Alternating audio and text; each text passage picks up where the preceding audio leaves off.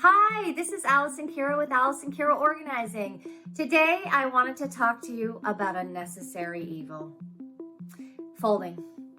It sucks. Nobody likes doing it, but you have to do it unless you want to have all of your clothes spread out everywhere. Or you can somehow hang everything up. And hey, more power to you if you could do that.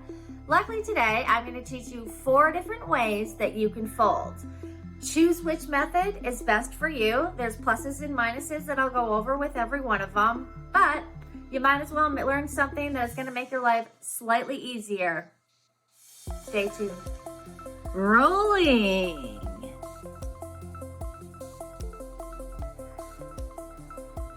Folding into squares. Rectangles.